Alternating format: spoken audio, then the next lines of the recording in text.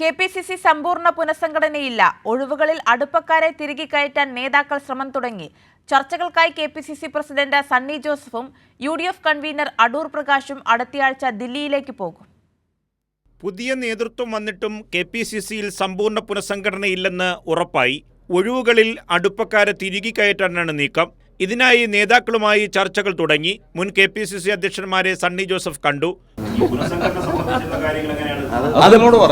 അത് ആവശ്യ സമയത്ത് പറയും, വെളിപ്പെടുത്തും.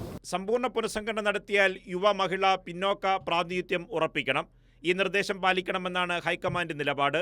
അങ്ങനെ വന്നാൽ നിലവിലെ നേതാക്കളുടെ ഇഷ്ടക്കാർ പലരും പട്ടികയിൽ നിന്ന് പുറത്താകും. ഇതൊഴിവാക്കാനാണ് സമ്പൂർണ്ണ പുനഃസംഘടന വേണ്ടെന്ന് വച്ചതെന്നാണ് ആക്ഷേപമുയരുന്നത്.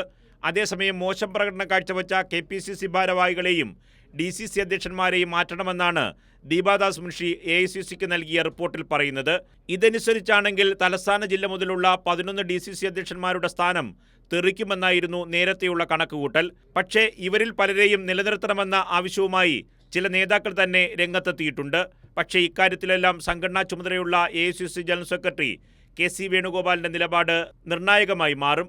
ഈ വരുന്ന ചൊവ്വാഴ്ച പുനഃസംഘടനാ ചർച്ചകൾക്കായി കെ.പി.സി.സി പ്രസിഡന്റ് സണ്ണി ജോസഫും യു.ഡി.എഫ് കൺവീനർ അടൂർ പ്രകാശും വർക്കിംഗ് പ്രസിഡന്റുമാരായ എ.പി. അനിൽകുമാർ, പി.സി. വിഷ്ണുനാഥ്, ഷാഫി പറമ്പിൽ എന്നിവർ ദില്ലിയിലേക്ക് പോകും. രാഹുൽ ഗാന്ധിയുമായി നേതാക്കൾ കൂടിക്കാഴ്ച നടത്തും.